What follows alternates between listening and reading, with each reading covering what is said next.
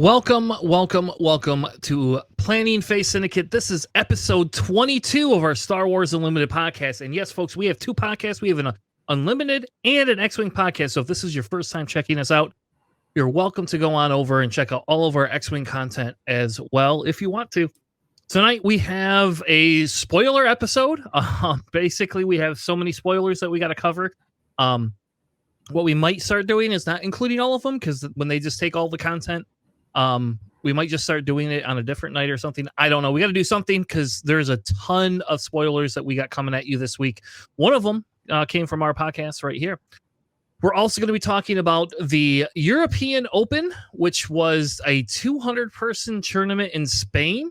I don't know why they call it the European Open, because it looks like a lot of Spanish people were there. So, like, I don't know, whatever. It is what it is, but it is definitely one of the largest tournaments that has happened, at least in this season. So it'll be kind of cool to see some of the lists. The list that won it is something we have not seen specifically win in a tournament before. So it's kind of going to be exciting to go through that list. Joining me tonight on the mic is my good friend Alex. How are you tonight, sir? Oh, I'm doing well. Excited for this. We had a bunch of really cool, like, sealed league that we just started last Friday. That was super fun. Like, you start off sealed, and then every loss you get in the league, you can buy a pack and add it to your sealed pool, so your decks kind of evolve over the next month. It's super, super cool. Very, very excited for that. I'm pumped. There's a lot of cool cards here. Yeah, I like it. I like the idea. I guess I didn't know that. I don't know. Well, maybe we have enough packs to do that. That would be kind of something that would be fun. How long is your league going to run for? It's just for this month, so 4 weeks. Okay.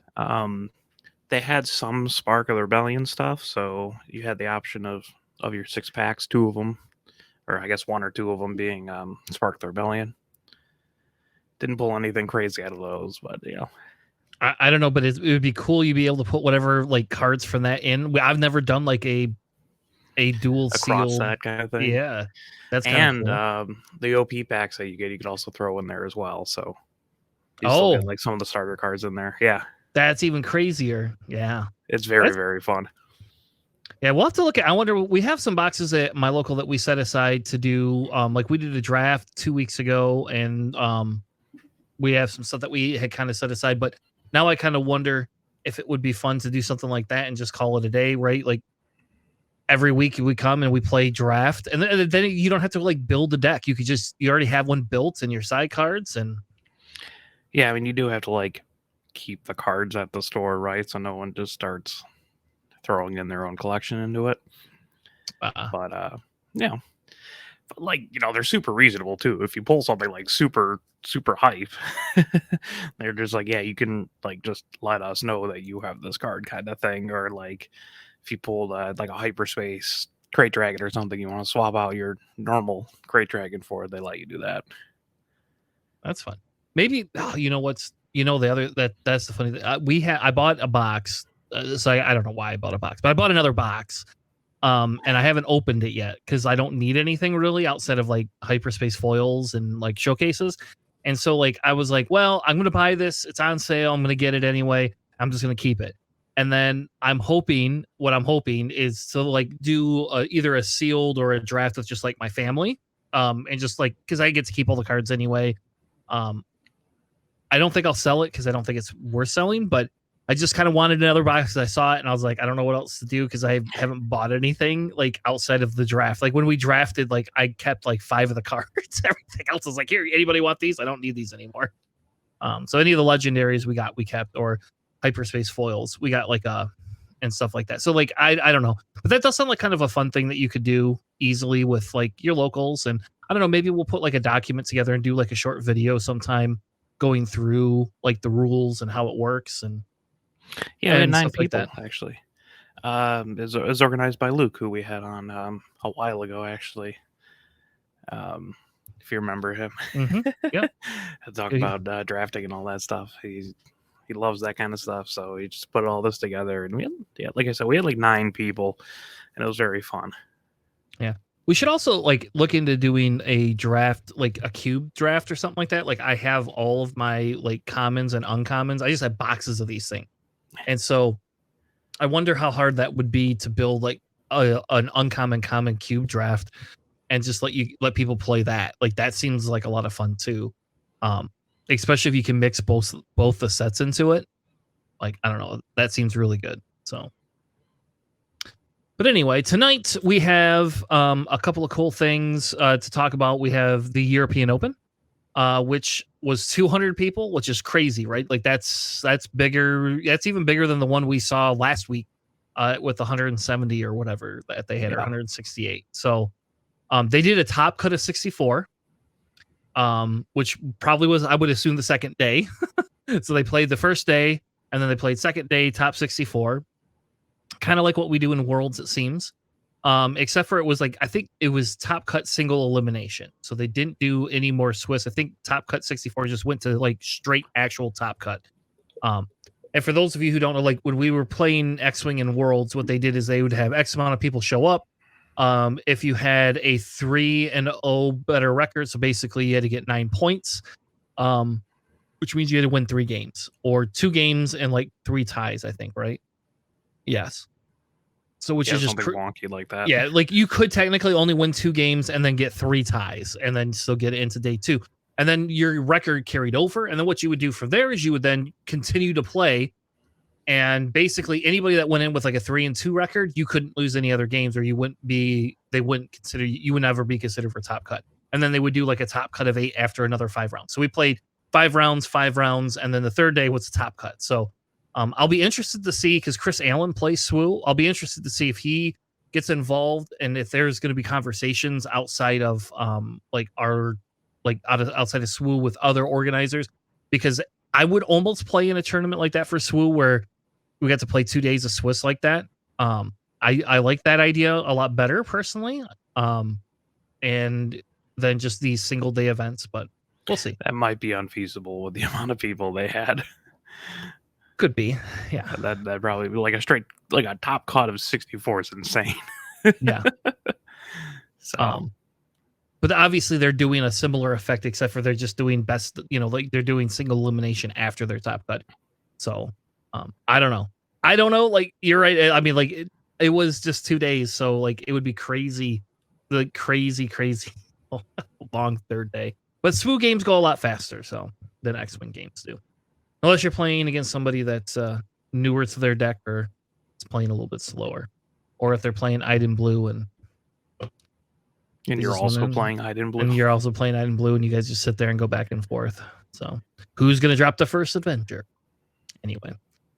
All right. Well, why don't we get into our Chaos of War segment? That is our segment where we look at the meta, talk a little bit about that. About what went on in that tournament. We're not going to cover, I think there was like 7 other tournaments this weekend. We're only going to cover the big one for now. Like maybe I'll do a short video on the 2K that happened in Tampa. But for now, we're going to cover just this. So this is our Chaos of War.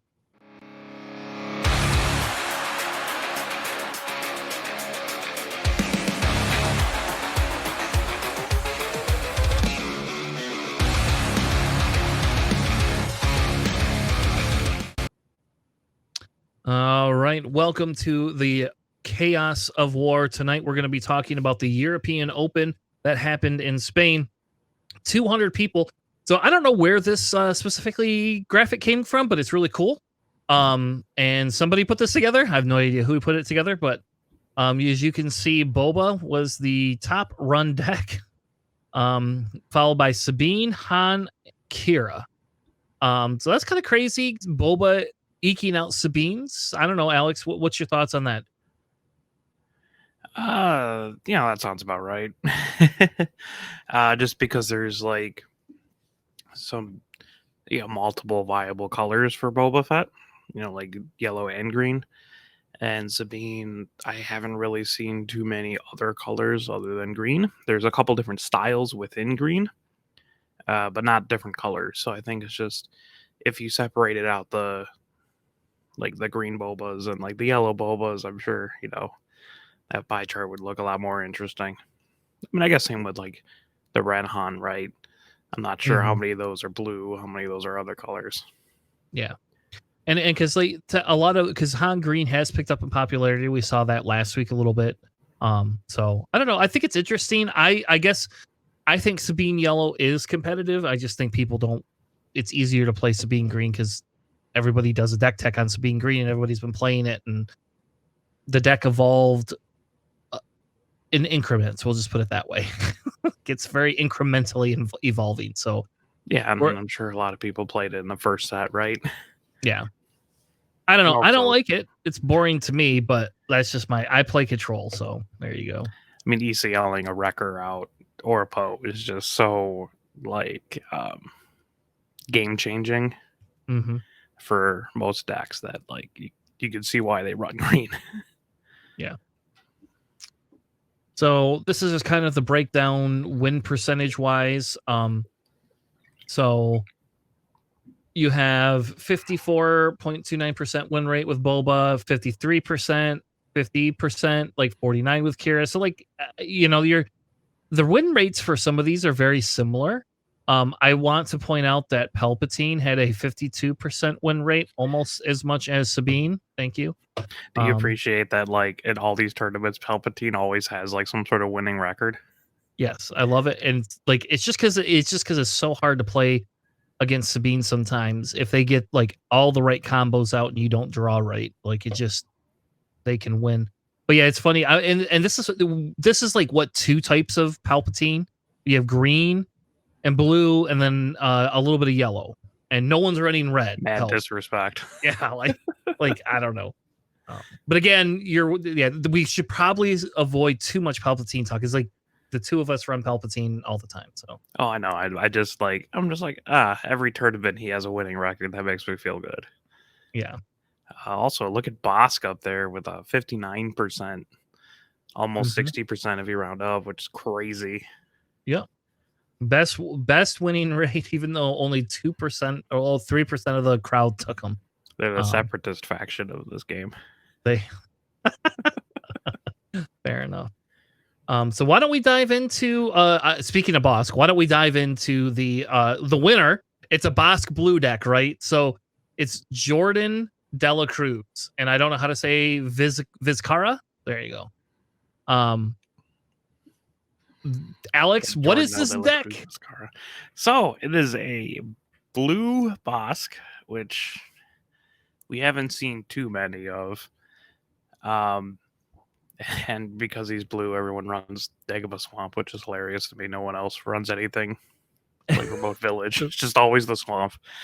So you have triple Dr. Pershing, triple Client, which works disgustingly well with Bosk when you flip them over, just heal 10. Triple Chelton, one Palpatine, triple Avenger, and double Krayt Dragon. And that's your units. Yep. That's 15 units. You have one restock, double Force Choke, triple Power of the Dark Side, triple Make an Opening, triple Open Fire, triple Pillage, triple Vigilance, triple Takedown, double Fell the Dragon, one Rival's Fall, triple Super Laser Blast, double Top Target, triple Death Mark, and triple Entrenched. In the side, you have one Top Target, a 6 costing Spark of the Rebellion, triple of those, double Punishing One, a third Fell the Dragon, a second Rival's Fall, a third Krayt Dragon, and one Force Surrender. For more discard, I guess. Yeah, I guess. So, like, this, like, I don't know. What do you do if they get rid of, like, your high-end units? Like, do you just not, like, there's no... You just like you have to mill them out then, right? I guess. I don't know. I don't know what you do. Deck? Yeah, think about it. If you're playing this deck and you're navigating it, and somebody somehow gets rid of your Avengers or your Krayt Dragons in your hand, like let's say you get them pillaged back or something like that. Like, how do you win? Like, how do you win? Do you just not flip boss then? Like, you don't have any targets that do any damage. Yeah, I guess at that point you just have to mill them out. I will say the Vigilance is super cool because you can give a shield to a unit, right? Yeah, you can give your shield to Johnson, which is hilarious. Yep. The other really cool thing is like you could do that with your Avenger or your Crate Dragon. So like in Kira, when I run Kira, if I can get my Avenger out, I typically like to wait till I have 10 resources just so I can shield it that turn. Unless they're going to play something that's going to kill it, then I don't care. But like being able to shield that thing just means like good luck getting rid of it. You have to have some sort of removal spell in your hand. So the only one Palpatine 2 is interesting to me. Yeah, I would be running 2 to 3. Like, I don't know. Like, to me, Palpatine seems really good in this deck. Yeah, I'm sure it might like mess with the ratio, like the blue cards for Child Sin, right? But it just seems like not even in like the sideboard, you just have one Palpatine. Maybe he picked up one of the event exclusive decks and just decided to run the Black Palpatine, and that's all he has. That's why he's doing it. I have one of those, so yeah, they're gorgeous. I don't know though. Like, I don't know. Like this.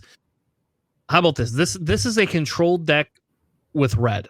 It's like a red control deck. Like that's obvious. Like your in game is Avenger and Crate Dragon, I'm assuming, and then like hope that like they don't get anything else down. Yeah, and your second win con is just milling them out, right? Yeah, but it's kind of wild just to be like, yeah, I'll just side in 6 costing Sparkle Rebellion, see if that works out for me. I'm assuming it's like when I assume you get rid of like if you're playing against somebody that rivals fall, or maybe your Velvet Dragons don't work against very well, you just get rid of it, right? Yeah, I mean, it's like a control mirror, right? Like you just try to rip their vigilance before they mill you out. Mm-hmm.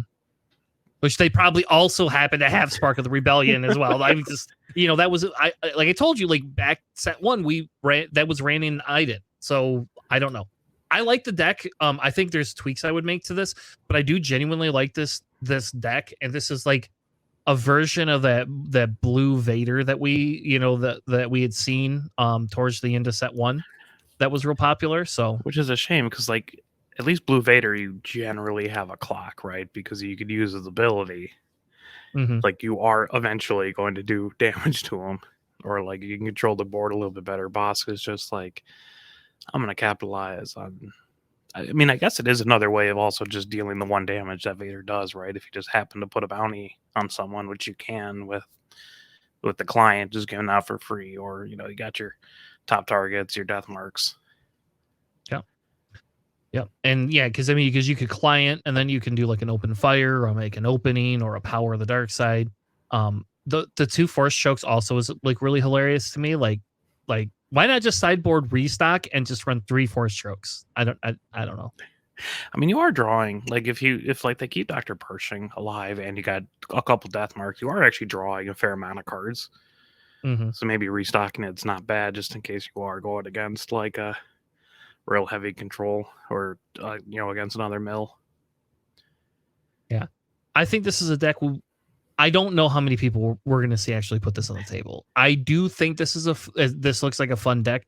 I just don't know how many people are actually going to like want to like this. This is a very heavy controlled style deck. I'm also surprised they don't have like one Searcher Feelings, right? Because typically you see that to shuffle the cards that you restocked back in, or to grab a Super Laser Blast if you desperately need it or whatever. I think you might be able to just change one Super Laser Blast and Search Your Feelings. I would say so too. And if you want, you can always stick that in the sideboard, right? Yeah. I mean, I don't think you need a Forced Surrender in the sideboard. Like I think that's an easy one. You can just go see ya. I wonder what the punishing one is for too. Like I get that you could attach like the bounties and their upgrades, you get to re-ready it. It's just like you have no space units. Your space units are Avenger in its entirety, which is crazy to me. So if you go against anything with not like a crazy heavy space deck, but anything with space, you think like if you don't have those in trenches, it's gonna get kind of rough. Mm-hmm. But I guess you just have that much removal. It might not worry about it. Yeah, I don't know. This I'm assuming the Pulp in this deck is a removal. Is like or they don't want the unit. They just want the removal because he's an overwhelming barrage. I don't know. I think it's a cool deck. I will probably play this on Karabast with tweaks. I I agree with you. I think Search Your Feelings would be a really good card to add into there. I've seen Bosk Blue, but it's not like end game like this. It's not like a hard control. It's more like kind of like a mid-rangey kind of stuff that you just happen to heal a lot. Yeah. I mean, and the question would be is could you run this deck heavier? If you're going to run that many events, is it okay to run this as a 53 card or a 54 card, like deck? So you could put a few of these extra events in there, or a few space units that have Sentinel, maybe. I don't know. Like a System Patrol Craft would be a pretty good card for this deck, in my opinion. And to me, would feel very necessary. But I don't know. I could be wrong, I guess. I don't know. Nice deck. I like it. It's kind of cool. Let's move on, though, to David Amorin, who came in second place with a Han Blue. So I can see why that one won. So playing against this deck, this is like a JJ deck right here. This is like, I wish JJ was here and he's gonna watch this and he's gonna shoot me. But like, there's so many one-ofs in here. It hurts my soul. But he's running here. Look, they're running a different blue base though. It's not the Dagobah Swamp. I'm shocked. This one's Capital City, but they got 3 Sabines, 3 A-Wings, 3 Cassians, 3 Yodas, 2 Concord Dawn Interceptors, 1 Tech and 1 Village Protector, 3 of the K2SOs, 3 Kanans, 3 Poes, 2 Obies, 3 of the Lukis, 1 Mace, 3 Redemption, 1 Chewbacca, 2 Crate Dragon, and then for events we have 3 Force Throw, 3 Carabas, 2 Pillage, 2 Takedown, 1 Fell the Dragon, 1 Rivals Fall, and 1 Entrenched. Like, it's like the removal, they just don't care what they get, they just want removal, I guess. And the sideboard, we have a Mystic Reflection, which I think is an interesting choice, I guess. You have a lot of Force units, right? True. Between like Yoda, Kanan, Obi, Luke, and I guess Mace. So you can give something -2/-2, I guess. Mm-hmm. I don't know. It's an interesting choice. How about that? That's what I'll just say. And I've never played with that card. It is a 1 cost too, right? So yeah. like, I mean, in fairness, you could play Yoda turn 1, and then you can have this in your hand for turn 2, and it's cheaper than a Carabas or anything else. Yeah, so. At the very least, it's a -2 attack. Mm-hmm. With a Force unit, you get the -2 health as well. But I guess it could help you kind of trade. I'd still rather just make an opening. Mm-hmm. Yep. But I didn't come in second place at a 200-person tournament, so fair enough. They also have 2 Fang Fighters, a second Tech, a second Village Protector, a second Fell the Dragon, a third Pillage, a second Rivals Fall, and a second Chewbacca. So there's our other Chewbacca in there. And again, like, to me, it almost feels like you just pull this Chewbacca right out and just stick the Tech or the other Village Protector in. I don't know. Or maybe a Chewbacca's really cool. Sure. I like Chewbacca a lot. But why only one of them, I guess? I don't know. I just got the Carabas. I mean, I get it, but I don't know. I feel like Carabas is a little bit overrated. I don't know. At least, like, you don't have to run 3. You don't always have to use Han's ability. No, and I've actually found that I don't use Han's ability half the time with when I play this style of deck. It's just like I do it with the K2SOs. I don't know. I agree with you. Like, I find the Carabas once I get late game are worthless. Like, they're just like, they can just go away. I guess if you get a Chewbacca down and you happen to still have your Carabas, but if I'm holding a Carabas that long, I don't know. It seems bad to me. But anyway, this is a standard Han Blue. This is closer to Maddie from KTOD's version, I believe. Though I don't think he runs either the Poes or the Maces, but I'm not sure. But I still think it's silly 1 Tech. I do like the Tech because you can just resource it and pull it out later, and it only costs you 1. So. And only we play Scanning Officer, so it's relatively safe. Yeah. Just Tanner in my Pulp Green deck. I played triple Scanning Officer. Yeah. And all right. So you and me are the like I said. And no one but you and I play Scanning Officer, so that tech is safe. All right. Javier Velasco came in third with a Boba yellow deck. Alex, what is the deck? That's kind of what you've been seeing around. You got triple Greedo, triple Crafty Smuggler, triple Mercenary Gunship, double Viper Probe Droid, triple Boba, triple Toro, triple Defender, one Bodhi, which I know you hate, but it's got the other two inside. I know. Triple Forlon, triple Cantina Bouncer, double Zuckus, triple Fetz Fire Spray, one Shoot First, triple Surprise Strike, double No Good to Be Dead, one A New Adventure, triple Waylay, triple Cunning, triple Hotshot Blaster, double Boba Fett's Armor. In the side, you have double Bazine, a third No Good to Me Dead, triple Lurking TIE Phantom, the other two Bodhi Rooks, one Relentless Pursuit, and one Change of Heart. And this is very close to a yellow Boba deck that I would run if I was going to run it. This is my style of yellow Boba. Except for the Bodhies. I don't understand. Like, either cut it or run it, right? Like, how about this?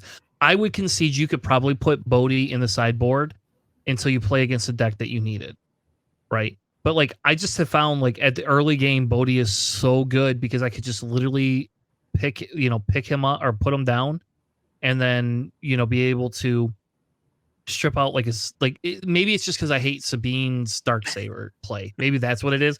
Like, I just care more about the Sabine or an Overwhelming Barrage, which could ruin my day.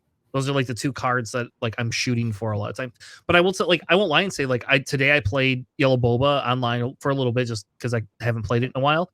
And like I left the Overwhelming Barrage and I stripped I put Bodhi down. I stripped their ramp. They were playing Vader Green, and then I left the Overwhelming Barrage in there, and I got rid of their turn 3 play. So then they claim the next turn they put it, another ramp card down, right? And then I pick Bodhi back up and just put him back down again and say, okay, here you go. Like, I'm going to strip. Oh, you have another ramp card. Well, I'm getting rid of that. And that Vader, like, that should have been ramping, did not do a damn thing. He just pittered out, sadly enough. But yeah, I don't think there's a lot to talk about. This is almost identical to what we went over the other day. A few cards different. So, I still like this design space of this other color, like this Hotshot Blaster being at 3 costs. I mean, like, as a design card, I love that. Like, I just think that's amazing. So, all right, we have a yellow Pelp that came in 4th place. Alex, what is this yellow Pelp deck? All right, yellow Palpatine. I haven't seen one of these in a bit. I got triple Greedo, double ISB agent, double TIE Fighter, triple Yularen, one Mercenary Gunship, triple Emperor's Royal Guards, triple Super Laser Attack, double Phase 3 Dark Trooper, just one Black Sun Starfighter, one Veers, one Bosk, triple Vader, double Reinforcement Walker, one Relentless, double Devastator, double Shoot First, triple No Good to Me Dead, triple Sneak Attack, triple Resupply, one Waylay, one Command, triple Overwhelming Barrage, double Change of Heart, double Traitorous. In the side, you have two Viper Pro Droids, just one Bazine, double Strike True, a 5 costing Power of the Dark Side, just one of those as well.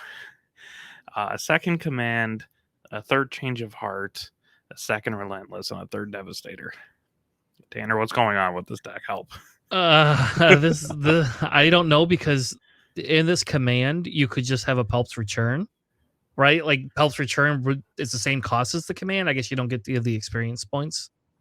I don't know because like I'm very confused why I would run a Mercenary Gunship over just like a second Black Sun, or vice versa. Like, I don't care which way you want to go, and like the Mercenary Gunship isn't horrible in Pelp because like you can swing with it, and when you could then pop it and get your card out of it too. I don't know. I don't like. They're just looking for endgame, but then they only have 4-5 endgame cards. Like, So they're run change of heart to steal whatever your in-game piece is and just end the turn.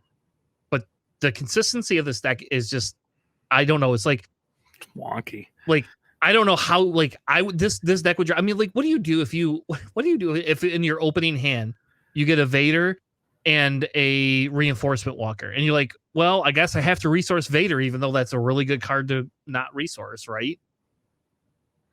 Like, but then you can't, if you do the Reinforcement Walker, you only got one more in your deck, like, and you don't have anything that matches that either. So I don't know. And you only got like 16 targets for Yularen, like 16 other green cards that aren't Yularen that drop, so you're not like healing with him much. No. I mean, you could just run Scanning Officer for the same thing.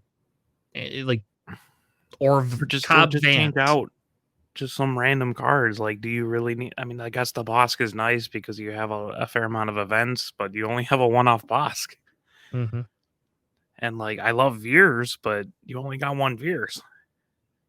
And only one Black Sun Starfighter. Like, your Space Force is, a couple TIE Fighters, a mercenary gunship, just one of the Black Sun Kiraxes, and then like you're one-off Relentless. Yeah. This is not how I would build a Yellow Palpatine deck, although it is kind of cool. Like, I really like the sneak attacks with Palpatine. Because like, even if they're already going to die, you can still pop them and draw an extra card. You could do it like super laser tech turn 1, which is a cool play. You could just, sneak attack in a Devastator if you manage that, which is hilarious. But this is not how I would go about building this deck. This is just like really weird to me. There's so many like choices where I'm just like, sure, but what about this instead? Like, instead of command, why not have like a second waylay? Yeah. And I guess command is also more ramp, but it's not consistent. You're not going to pull it much. Like, you're not using it for ramp. It's only one off. You're probably never pulling that. You like maybe he pulled it once in 20 games, right? Like, I don't know. I mean, you still go pretty deep with a Palpatine deck because you're drawing, but like, at what point is like paying 6 for command? That's almost never worth it in my experience. Yeah, I mean, and again, like I said, like I will tell you, like, command is really nice when if you have like a Devastator or something in hand, and they strip it through pillage or force throw or something like that. Like, that's fine then. But I don't know. 6 seems pretty high cost. Yeah, 6 is not like at a 6 cost. You're not using it to do like the damage to a non-unique unit, because almost all of those late game cards are unique, right? I guess you could do it against a Krayt Dragon, but if you're doing that, I think you just have other problems. Yeah, you're not doing that against a Krayt. It's 4 damage, but you're using it literally probably to pull something out of your graveyard and to ramp. And I just, at that point, I don't know. I don't see resupplies in here, right? So, they do have resupply. Yeah, they drill resupply. Okay. So it's just like trying to ramp, but your end game isn't great. Like, if you ramp up and you don't draw your 5 end game cards, what are you supposed to do? Nothing. Just play a change of heart. It's a change of heart. So you can steal their Krayt Dragon. That's what it is. That's okay. I won't lie and tell you that would be a hilarious play. You claim, and then next turn you just play change of heart, steal their Krayt Dragon, and then not flip your Pelp. That's what you're doing. You're not flipping your Pelp. You're stealing their Krayt Dragon. You're doing the damage, putting damage on it. Let them do it. Give it back to them. And the next turn you flip Pelp and take their Krayt Dragon. And then like any card they play is just bad. Like, I guess that's how you play that. That's the play.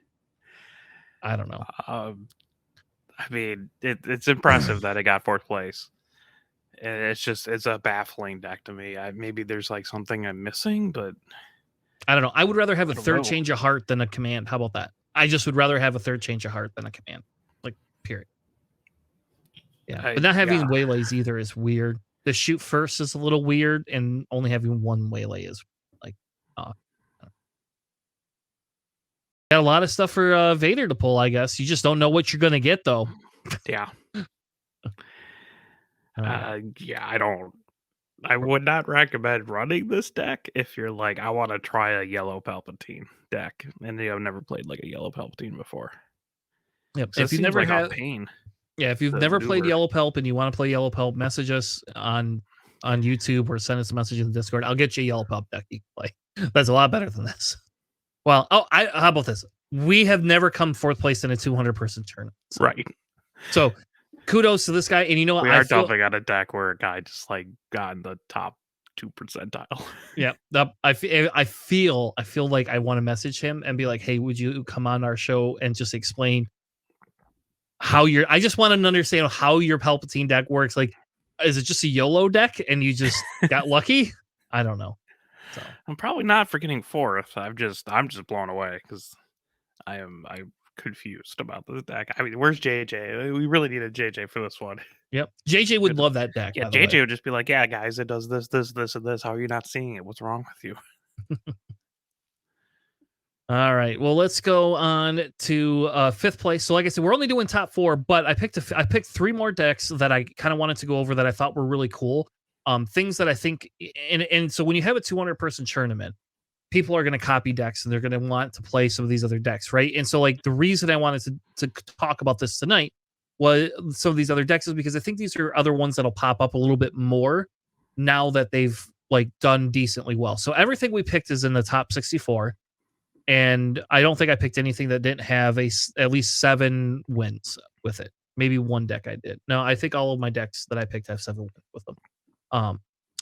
But I wanted to go over this one because we haven't seen a lot of CAD Red taking top. This one came in 5th. It is a CAD Tarkintown deck, which is super fun to play. This has got 3 Greedos, 2 of the Guavian, I don't know how you say this, antagonizing. Yeah, Guavian antagonizers. 3 Cloud Riders, 3 of the Crafty Smugglers, 2 Bazine, 3 of the Punishing Ones, 3 Bobas, 2 Black Suns, 3 Jabbas, 3 Forloms, 3 Zuckuses, 2 Bosk, 3 Ruthless Raiders, which should just be an auto include in every villain red deck. 3 McClunky, 2 Daring Raid, 3 Surprise Strike, 3 Sneak Attack, which I like as well, especially with that Ruthless Raider. 2 Waylay, and 2 of the Hot Shot Blasters. In the sideboard, we have 2 Confiscate, assuming for Sabine, 1 more Waylay, 1 Relentless Pursuit, 2 of the Gamel Guards, 2 Change of Heart, and 2 of the Great Dragons. My assumption is you're pinging things on the board aggressively, and then this has to be like a mid-range style deck where if you have to get into it with control, you can use a Change of Hearts and the Crate Dragons. But for the most part, like this feels like a pretty aggressive deck as well. I like this CAD deck. This looks fun to play personally. Yeah, it's very aggro, obviously. Like it's a pretty low curve, like relatively low curve, a little bit mid-rangey, but you're like as you're saying, the top end's like in your side. Mm-hmm. So it's literally just like drop these guys down, try to swing as hard as you can. You got a little bit of control with like the Cloud Rider, right? That can take out some early game threats. You got a couple of Bazines. The McClunkies just do there's a lot of out of hand damage. And with Cat's ability, everyone's an underworld card, right? Except for your Ruthless Raiders. So you can ping stuff. You can probably control pretty well where that damage is going.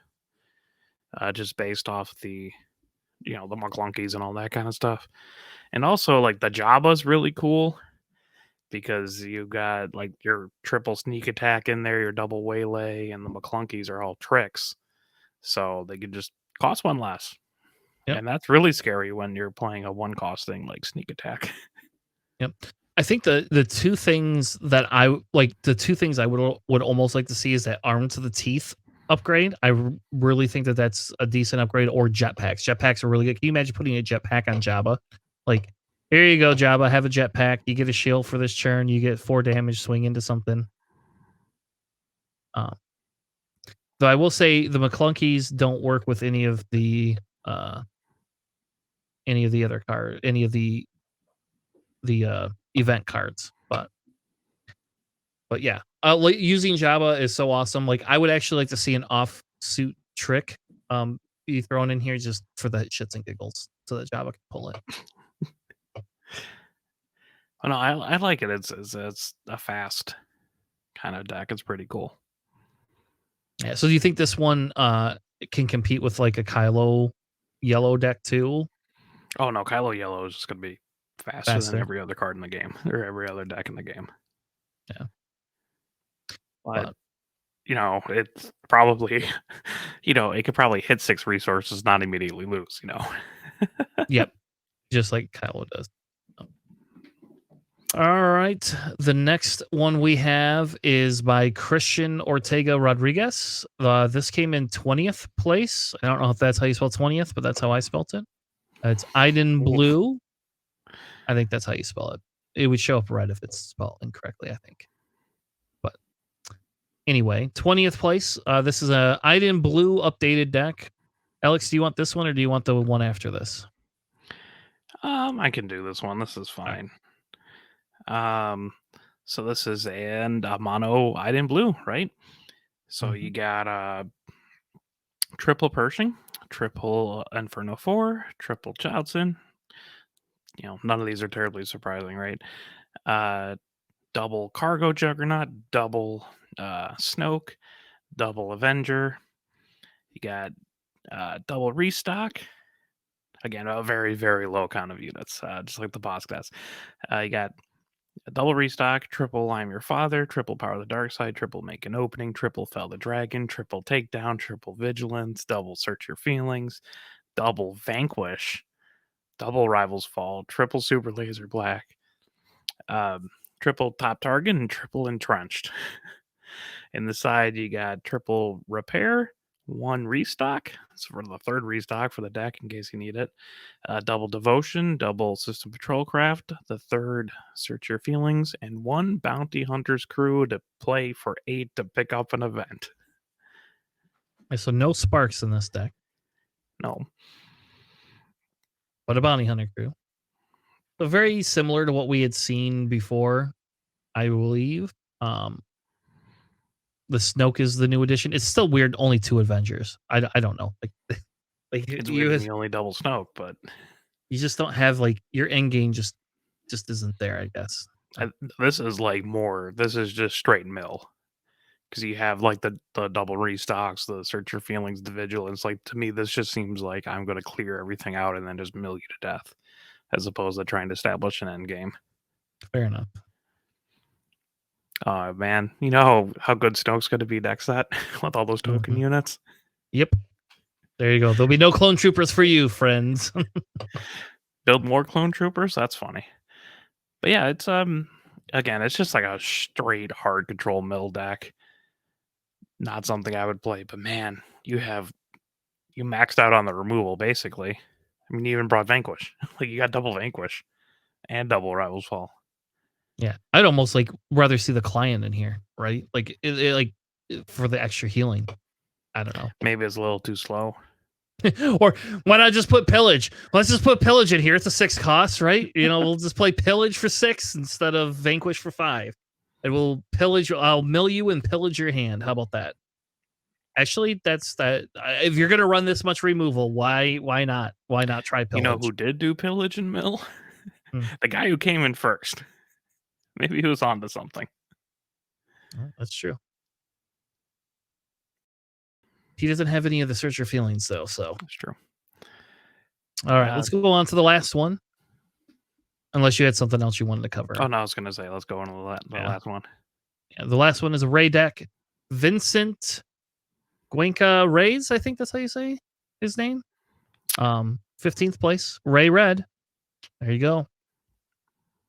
I think this is pretty cool deck. I think it's missing Arc 170s because I captured the picture on purpose because I'm guessing like if we counted the number on here that's one of the pieces missing out of this deck. So, which typically those are actually a lot of people have been running the Arc 170s anyway.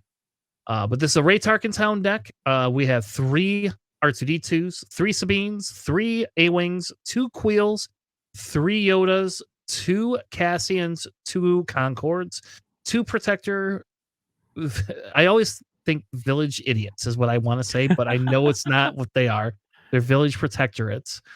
3 Canaans, 2 K2SOs, which is spicy because it's only 2 instead of the third one. 2 Poes, 2 Obies, 3 Lukes, 1 Chewie, 2 Crate Dragons, and then again we have the 3 Force Throw, 3 Pillage, 2 Open Fire, 2 Takedown, 2 Rivals Falls, and 1 Lonely Jedi Lightsaber. Not even Luke's lightsaber, just the Jedi. No, I mean, I can respect that.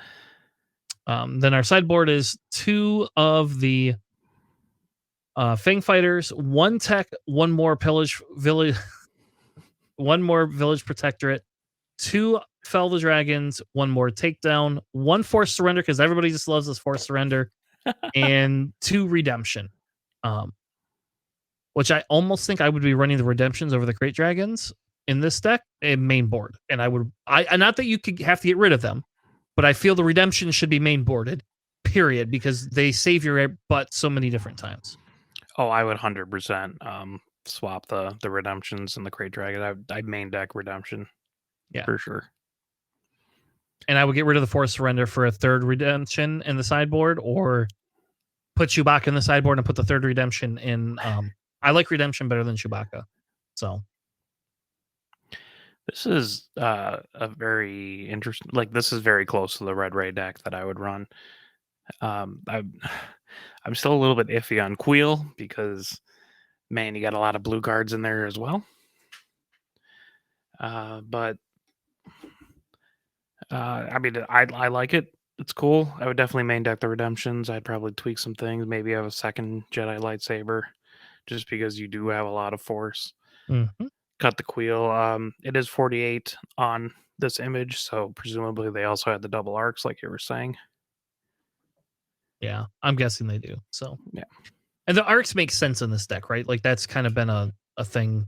Like the Ray decks I've always ran at least 2 arcs in them. Yeah, because they're just so nice to be able to get that healing down, and you can give them you could use the Ray ability and all of that fun stuff. I'd also probably just do triple K2SO just because he's so good, and also more hand destruction. Yep. That's why it's very surprising you only see 2 of them. I've very rarely seen just 2 K2SOs. But I like it a lot. It's a fun deck. Yeah. Not sure if the Darken Down is super necessary, but it does give you an actually decent matchup against like Han, like the Red Han decks, right? Because they do injure themselves, so you can just Darken Down whatever they do. It is a good deterrent. Yeah. And having those Redemptions main board just seems like it would be so much more important, especially running a 25 health base. Yeah. like oh no, I'm getting down there. I don't know. But I can drop the Crate Dragon and then just get destroyed in space and die because I'm at like 22 health. Yep. All right. Well, that's the end of the Chaos of War segment where we talk about the meta. Like I said, we could cover more decks, but a lot of them were just kind of repeats. So I felt it was necessary to go through a couple of them. I really like this Ray deck, and that's why I wanted to, like, when I saw it, I was like, all right, this is a really cool Ray deck, except for the Redemption things. Like I don't, I guess I'm not as high on Chewie as everybody else is. I don't know. He's fun. You can smuggle him out, honestly, and that's kind of like the main appeal. Okay, and maybe that's why he doesn't fit my. I get what he does, and I get that he's really good, but I don't know. Like I find that I have lots of other, like I'd rather play a Luke than a Chewie. So, but anyway, so that was what we were gonna do. That was fun. Looking at some of them, I don't even know. Maybe next weekend there'll be another thing. Another big tournament that would be really cool, and we are getting close to planetary qualifier season, so that's coming up in like 3 weeks. So there's that. It's a showdown soon too, right? I hope so, because we haven't got. Have you guys got kits over there? I don't know if we have kits, but there's already people scheduling dates for like store champs and stuff. So because I'm worried that we're not going to get them until the end, and it's going to be like this whole thing where we like go to planetary qualifiers. Well, maybe it'll be good. Maybe it'll be good because people will go to the planetary qualifiers and we can go to the store showdowns. and win those instead. But I do have one planetary qualifier that I'm signed up for. So but I probably should start practicing a specific deck that I want to run instead of just playing whatever I like. So, all right. Well, with that being said, why don't we go into spoilers? So that's kind of what we'll close the show out tonight with is the new spoilers. So, we got a lot of them. So, welcome to our Galactic Gazette.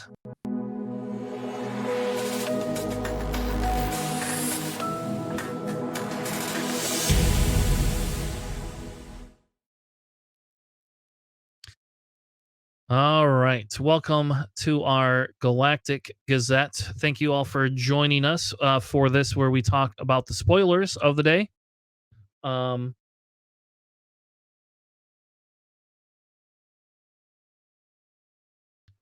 Anyway, so we got spoilers coming up. Fun things that you can do. The big first one here, right, is the box art. So there you go. Those are the pack arts, and that's the box art that you're going to get to see. The FFG released those. In the kit for the pre-release is going to be a hyperspace Ahsoka and a hyperspace Grievous. So this time they're not foils or anything; they're just hyperspace ones. So I don't know what FFG is doing, but like, I don't know what's going to come about of that. That's weird, but I guess they don't need to be. Maybe they're just like, oh, all this foiling is like curling too much or something. I don't know. Yeah. I will say mine did curl quite a bit. So, the neat thing is you can see 2 extra cards. The first card it's officially confirmed. We have a Rex leader that comes out on 5, by the way, and he's something of a 6 body, and that's all we know. And I'm not going to try and speculate, but Captain Rex officially is in the game. We also have a Roger card, which I expect if you play that card, you have to go Roger every time you say it or every time you play it. It's going to be a requirement. We could see a few of the other ones. There is some sort of lightsaber, which could be Savage, that comes in yellow that looks very much like Savage. I don't know for sure. I can't read the words. I can't read that other. There's another really big, like 8 body. And then they have one card called For the Republic. And then in the very back there, you can see a Night Sister. So I'm excited about that. Well, that 8 body, that's Saw Gerrera, man. Is that Saw? That red card? Yep. I'm pretty sure that's what it kind of looks like, right? Like a really young Saw Gerrera plus the name. Yeah, could be. That would be kind of cool to have a Saw Gerrera that's like playable outside of Double Red. Disrespect people and still be Double Red. Could be, I guess. We also got a new base, Petranaki Arena. It's a 26 health base. So, by the way, folks, like I feel like running this just to be like that guy that goes, "Oh no, you didn't kill me yet. You don't know how to count." Right, people go like, okay, 25, done. Oh, wait. Yep. And then this says each leader unit you control gets +1. So all I can say is that I hope to God FFG didn't allow us to steal leaders for some reason. Like, I just hope that doesn't come about. It doesn't become a thing. Please do not let them steal leaders.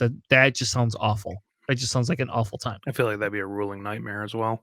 Yeah, it is. But this right here feels really good to some extent, right? Because you get the extra health, but this feels like it's a Twin Suns base, right? So they gave us a Twin Suns base. Like if you're running Twin Suns and you need a yellow base, this works out great. Other than that, I don't know why you would run this. I mean, if you're like really heavy aggro, right? Getting that extra damage, maybe 2 damage from your leader isn't bad. Like a lot of people are saying, like, oh, hey, yellow Kylo kind of thing. Yeah, I still prefer Jedha City because, people actually play Sentinels and can kill your units, so you don't want them to by playing Jedha City. But the Petranaki, you can squeeze out a couple extra damage, which could mean, the world. Yeah. So we'll see. We'll see what else we get. Maybe there's something that comes with this. Otherwise, like, I'm running this in Twin Suns. So, so the first leader spoiler, and so you know how I have the slides. I don't have them in order of day of release. What I have them in is order of like hero, villain, neutral. And I kind of did that a little bit because as I was sorting, because I wanted to see if there was cards that specifically worked with them. Except for I have one card in here that's like a miss. I have 2 cards in here where I messed up and I forgot them. So, but we have Obi-Wan Kenobi is the first leader. Alex, what is this leader and what does he do? And why does he look like his head's going to fall off or was imposed on the body there? He does have that stupid mullet. I hate. So this is Obi-Wan leader. He's a blue hero. As an action, you can exhaust him to heal 1 from a unit, which is pretty cool. He is Force, Jedi, and Republic. He flips out on 6. He's a Force 7 with Sentinel. And on attack, you can heal 1 damage from a unit. And if you do, deal 1 damage to a different unit. I like the if you do heal, like that's the only way you can deal damage to somewhere else. It's nice to put a limitation on that, but also he can heal himself. Yeah. Which is really scary for a 4/7 Sentinel. Yeah. I think he's cool, but also it's because like the cards they spoiled around Obi-Wan are really cool too. Yeah, and it's fun. I'm not super sold on this personally, but we'll see. Like it feels like the leader they gave us in villain is kind of similar to this, like in the aspect that it's a 6 cost and it's designed to not be like some super wide deck. Like it's designed to have like a specific feel and push to it. And that's probably what this will be. We have to be getting a Yoda at this point. Like we're getting a Yoda. So, but I don't know if Yoda has a better force ability or whatever. It's going to be really hard to want to put this guy on the table. But let's talk about a little bit of the cards. Another card that is, if you play this card, you have to also say hello there every time. Like I don't care. Like I'm gonna stop you mid game and make you re-say that word just because I just want to laugh every time.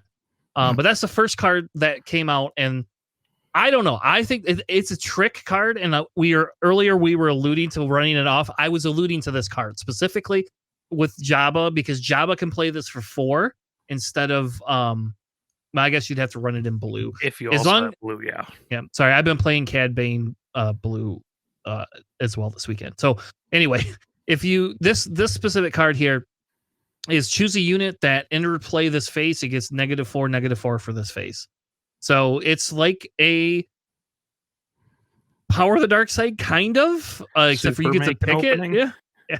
You don't get to heal off it, but like if you're playing this like round 1 or 2, I don't see why you care about healing 2 damage when you could just kill whatever they play. This card is just going to auto kill things. Period. Just I don't know.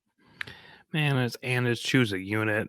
It doesn't specify non-leader, so just like it dunks on like Kira and Iden and Kylo and IG-11 and Fennec. You just played it on an opponent's like leader flip turn. You're just like, cool. You just get -4/-4. Have fun doing anything. I'm going to trade a unit or 2 into your guy, and they're just going to not do anything. Mm-hmm. It gets really scary. Yeah, I think that card bypassing Iden's shields with this it's silly. Yeah, this card just is so good too. Like, and it's the same thing as like Kira can shield any one of her units, right? You could just kill it. You just be like, oh, I'm sorry, you just played a unit and then wasted a resource shielding it. I want to play this one card and kill it. It feels like we're getting more hero control that we were kind of lacking a little bit in the first set and 2. And maybe Obi-Wan's going to be a control deck, right? Maybe we'll have like a hero like an actual hard control deck in hero. I don't know. Maybe. I'd be interested in that. Yeah, I would play that as well. I'd play hard control in hero, but I play lots of control. So, all right, tell us about the Aether Sprite. Oh man, they have Obi-Wan's Aether Sprite. This is probably my most played ship in X-Wing ever. I love this. I love they put it in there. And I love that I'm going to be able to snipe it with my Grievous. We're going to play, and I'm going to snipe it with our Grievous, and we're going to have to take a picture of it and be like, look, I got you. Yeah. Just range straight through a rock with dedicated. Don't worry about it. Different podcast, different time. So as Obi-Wan's Aether Sprite, it is a unique unit here. It's a 4/6 for 5 space unit. It's got Jedi, Republic, vehicle, and fighter tags. When played and on attack, You may deal 1 damage to this unit and 2 damage to another space unit. So good. That seems really good, especially with like Obi-Wan's ability to like heal. Yeah. Obviously, like that's his whole shtick. So you could just like drop it, take 1 damage to itself, do 2 damage to something else, like a Black Sun Starfighter, just auto kill it, and then heal it with Obi-Wan's ability. Yep. You could also like ECL it and like just one shot a fire spray or whatever if you wanted to. Yeah, and so the best part is you when you ECL this in, right? Mm-hmm. You don't have to ECL it into the thing that you put the 2 damage on. You could put 2 damage and kill something if you want, and then ECL this into something else. And Obi-Wan, I did not realize this, but Obi-Wan actually it's just an action for the heal. You don't have to spend a resource like you do with Luke to get a shield. So that actually kind of makes Obi-Wan a little bit better, I think. So I like it. I think it's really cool. It's very thematic. It's very nice to have it. And I like that it says Obi-Wan's Aether Sprite. Like, I just like that it says that specifically on the card. Like, they don't have to have some weird dumb name with it, like a soulless one or some stupid thing like that. It could just be Obi-Wan's Aether Sprite. So hopefully we get Anakin's Aether Sprite and we get that in a red card, because that would be super sweet to have one of those. It's probably going to be like an Actus, right? And it maybe that would be cool too. That like would be really cool too. An Anakin Zito. Yep. That's my guess. Yeah. And then the next card we have is Royal Guard Attaché. Attaché. It's a 2-cost, 2/5 unit. It's a Naboo, which is a new keyword, and a trooper. When played, deal 2 damage to this unit. So it's basically a 2/3 for 2. You can heal it with Obi-Wan, so it's then a 2/4. Yep. I personally am not. Krennic, which is fair enough. Yeah, fair enough. In Krennic, it's probably better. I don't really like this. Think this is a great card personally. You don't like it for Kira either? It's okay for Kira, I guess. Yeah, I mean, I guess I play it for 2 and then. Yeah, the problem with Kira though is I can't heal it. So when I play it, I deal 2 damage to the unit, and then I do 2 more damage to it and put the shield on it, and then it's a 2/1 now. It's a what? And then you flip Kira, so you just heal him fully. But no, I think he's cool for Krennic, and obviously Obi-Wan. I don't mind it, especially if there's more ways of healing things. Like it's a good covert strength target, right? You actually get a benefit out of it. Mm-hmm. For 3, you make about 3/6, which is kind of scary. You could do that too. I would feel better if it was a Sentinel. How about that? I think if this is a Sentinel, I would like that card. Like then I would be like, yep, thank you, FFG. You can make it a Sentinel. With Chewbacca. Double blue. Well, you can do it in Chewbacca, and you can do it with Protector. But I think it is an okay card for a common. Yeah, it is what it is. Yeah. Let's move on. We got more Republic Commandos. What is that, Alex? Hey, it's a Republic Commando. I'm pretty sure that was a video game. It's a 2/5 Republic Clone Trooper. It's a 2/5 for 3, and it has Coordinate, Saboteur, and that's it. Seems kind of underwhelming. Yep. I guess it's just basic hero card, right? So you could play it in other things, and maybe Saboteurs are going to be a lot better. This set, maybe there's a lot of Sentinel stuff. I don't know. It just seems pretty underwhelming to have a 2/5 Saboteur, conditional Saboteur. Yeah, it depends on how easy it's going to be able to create clone troopers, right? But yeah, it doesn't do anything the turn you play it. I mean, it does live through like village protectors and stuff like that, right? Like it has some niche uses. It just seems more of like, oh, this is a card you have in sealed and draft as opposed to constructed. Yeah. The next one we have is Infantry of the 212th. This is a 2/4 3-cost Republic clone trooper that has Coordinate Sentinel now on it. Again, to be honest, I feel this is very underwhelming, personally, as well. But again, we don't know how easy it's going to be able to create clones, and maybe we're gonna get like, I mean, I don't know, because I guess Han can get this out for 2, right? And so this can be a turn 1 Han play, and then you might be able to get another 2 units down. I don't know. I guess I'm just not seeing this either. Yeah, I mean it's going to rely heavily on the tags that it has, because we already have a 2/4 for 3 Sentinel without condition. It's just the Cloud City Wingguard, and that also has Trooper, so it's really banking on that clone and Republic attributes. Yeah, so we'll see. We're gonna move on. I don't. It is what it is, and we'll see if there's enough stuff that lets you. Because again, you only have so many cards in your hand, right? Like we found that like when you play super low to the ground decks and you run out of cards if you don't have a bunch of smuggle stuff. And are we gonna get clone smuggle? I don't think so. So, what's the next one? So the next one you got is Batch Brothers. It's a 2/1 for 3 red hero card. And when played, you create a clone trooper token. So you get a 2/2 as well when you play it. Which is nice, I guess. Like, it's kind of efficient. You're essentially getting 2 clone troopers for a 3 cost, except for one of them has 1 health. Well, there you go. That's how this is how you get it right. This is how you play Infantry Trooper, round 1 with Han, claim, play Bad Batch Brothers, and then immediately has it's a 2/2 Sentinel, and now you got 3 units out, and now they have to kill that unit, and then the next turn you can play more clones down. I don't know. Sure.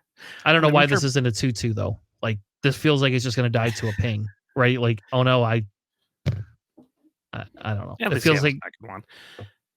It seems okay. It is a trooper, like a token generator, so it can't be like crazy at the price cost of 3. But, it seems fine. It seems better than Infantry, the 2/12, and the Republic Commando. So fair enough. I'll take it. All right, moving on. We have Low Altitude Gunship. This is a 6 cost. This is a 6 cost 6/5 Republic vehicle transport. It comes with Overwhelm, and it says when played, choose an enemy unit, deal 1 damage to it for each friendly Republic unit. So if you are able to swarm up, this is a very, very good card. And it's 1 cheaper than Wrecker. It's funny this is a ground unit though, right? Like, I don't like it's a lat, right? This is a lat that's sitting on the ground. Like I know lats don't fly very well, but I don't know. Like we see lats fly, so I hope I get a lat that's also, I don't know. Maybe it's not a lat. Yeah. I mean, it is a lat, but they're really banking on that low altitude part, eh? Yeah. Yeah, no, I think this card's nuts. I think it's really cool. Yeah, like I just think the 6/5 for 6 costs, and then you have the ability when you play it, you get Overwhelm already without. I mean, so you can ECL this thing out, right? And now it's an ECL'd Overwhelm unit. This is like a Wrecker for swarms, right? Like if you have a lot of enough clone or enough Republic units on the board, you play this. You can ECL this thing. You could do Wrecker things for 1 cheaper. I don't know. I think it's really good. 6. Is Wrecker? I thought Wrecker was 7. Yeah, because you could ECL them out. Oh, well. All right, it's not as cool as Wrecker, but but like again, if you're going wide, that like one, this is a good one. A very, very minimal amount because you are a friendly Republic unit. It deals 1 when it's played, and thank God it doesn't say like clone or something on it, because like then it would be dirty. So I think it's cool. Is it as impactful as something like a Wrecker? Probably not.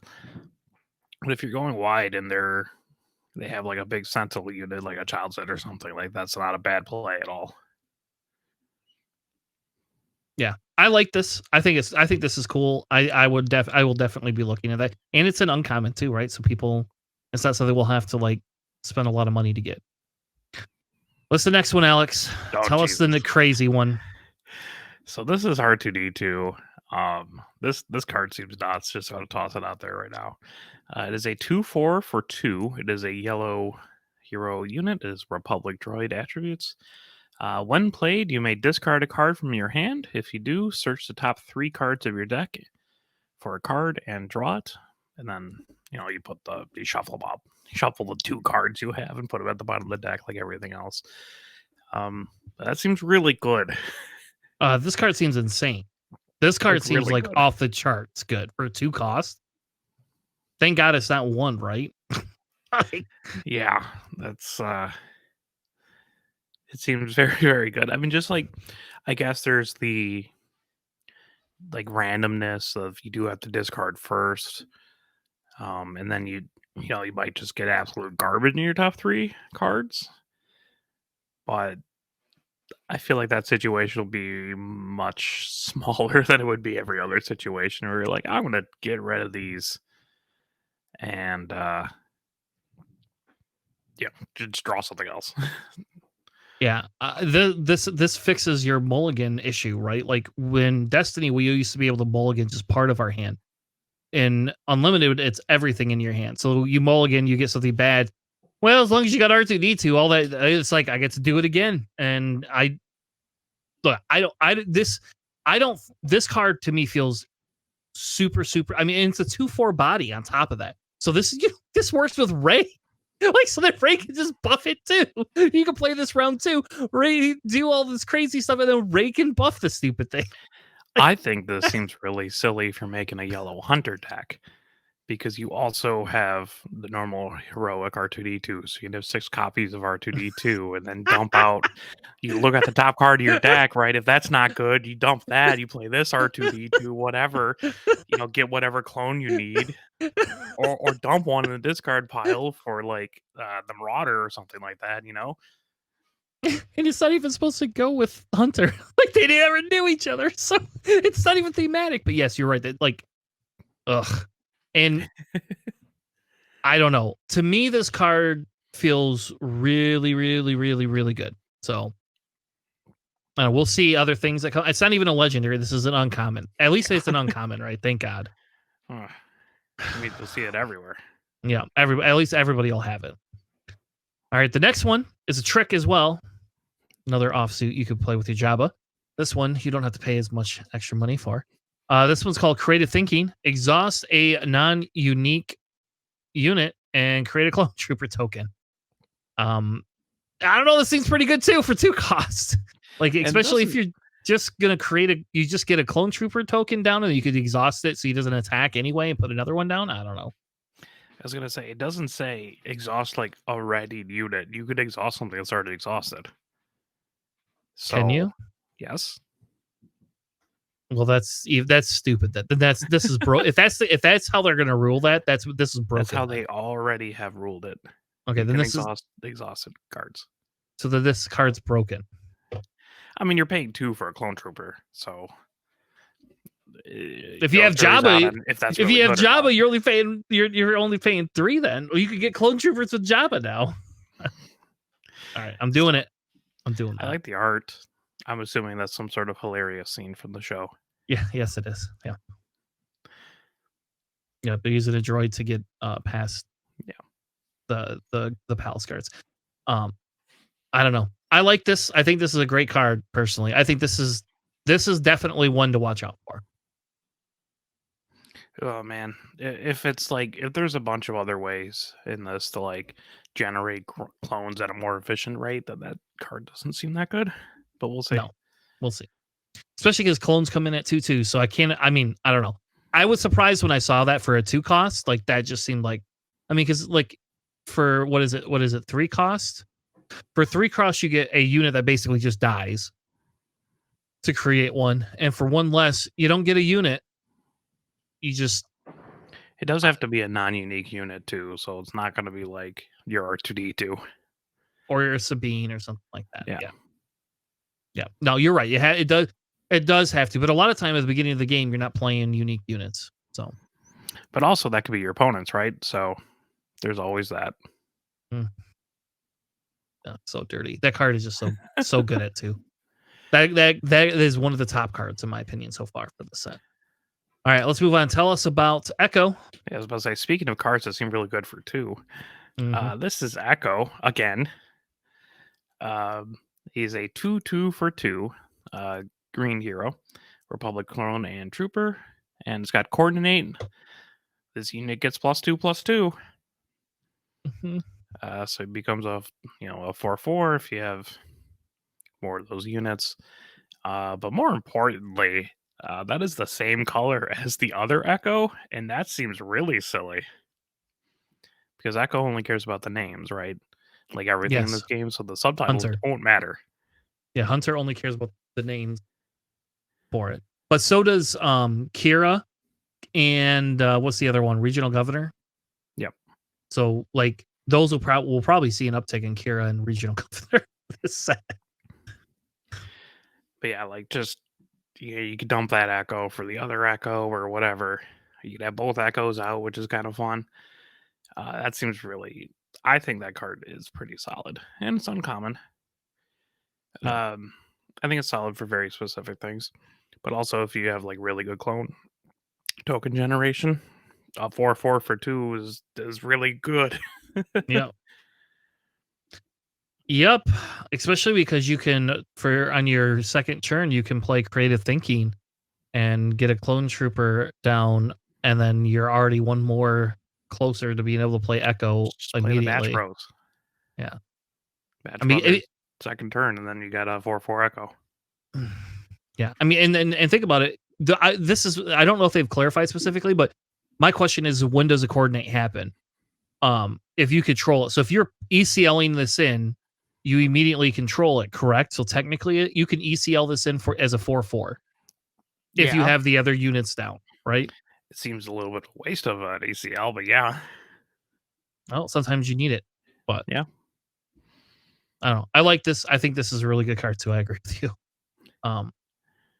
Next one we have is Republic Tactical Officer. So we get Attack Officer, who's not an official, by the way. But he's not an official. He's not an official any longer. He has until he joins the Empire. He's not allowed to be an official.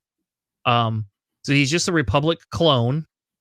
When played, you may attack with a Republic unit, and it gets +2/+0 for this attack. It's a 1/4 body, so it's basically a cheaper fleet lieutenant if you are running Republic units. So I think this is good. I think this is probably a little bit better if you can build out a Republic deck. We're going to see Republic Sabine decks, aren't we? There's so many things you can do. Yeah. I think this is a pretty decent card, especially for a common. Yeah, it's always nice to have like another fleet officer. Yeah. Well, you get the next one. I know you want this one. The Kashyyyk Defender. Mm-hmm. It is a 0/5 for 2. It's blue hero.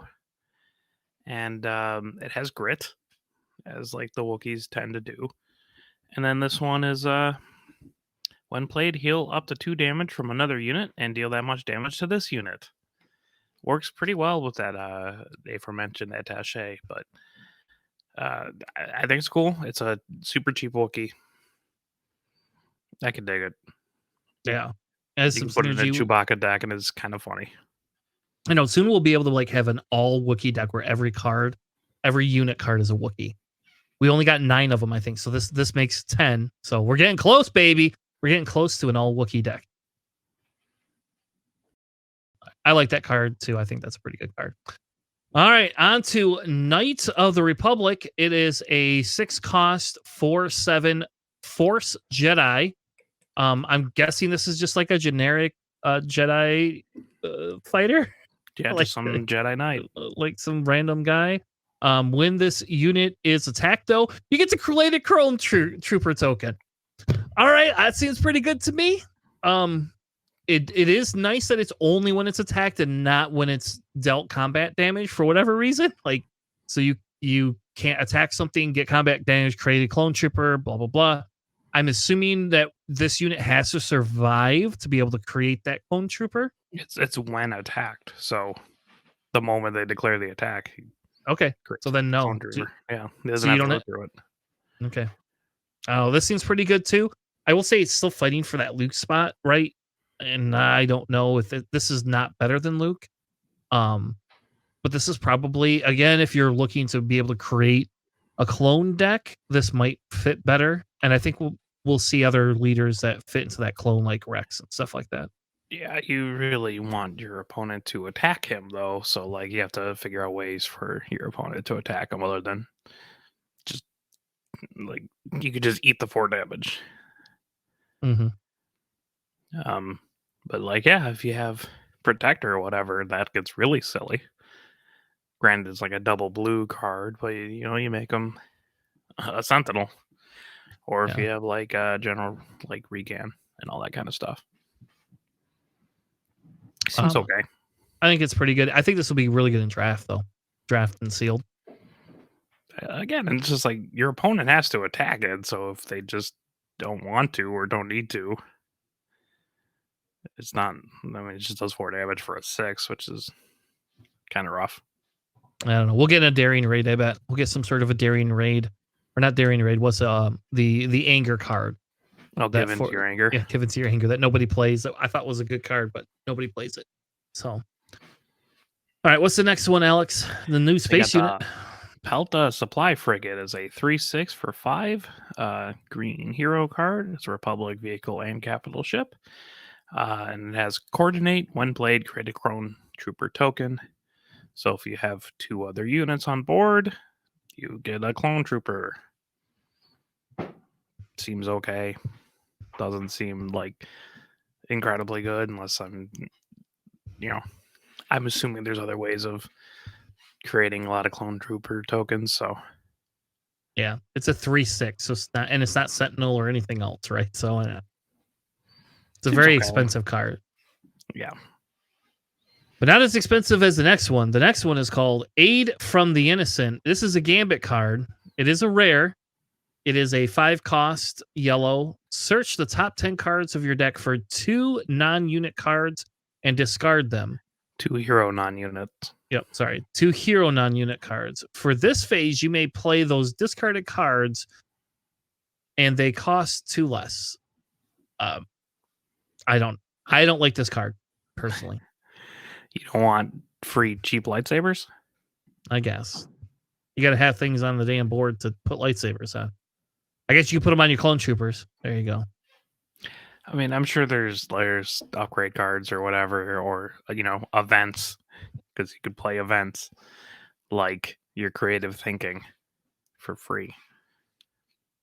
Yeah, I suppose non-units. So yeah, I think that I don't know. There could be a use for this. You're right. It really depends on what the events and upgrades are for this set. Yeah, I mean, I don't know. Like we've seen this before, and we don't play those cards. So, except for I play the one. What is it? On Your Way Home. It's not On Your Way Home. Now I don't remember the name of it, but it's got Leia and the R2D2 unit on the front. You play the top card of your deck. It costs like 5 less. You're My Only Hope. That costs 3. So hey, you get to play it for free. Whatever the card is for free if you have 5 or less health. Yeah, that's true, and I have done that before. Hasn't saved me, but I have done it before. Yeah, this is really it's a card that depends on what other cards are coming out in the set. But 5 can be pretty expensive because you're only getting a maximum discount of 4, right? So yeah, it doesn't feel good. How about that? But you're paying an extra resource to play 2 events. Which isn't terrible. Well, I'll let you have this one as well. All right. This one is my absolute favorite. I love this card. If you get a showcase of this, I will happily trade you my Han or my Jabba for this showcase. I'll take 5 of these showcases. I don't care. Like this one is this is going to be my new favorite leader. This is Maul, Arrival in Darkness.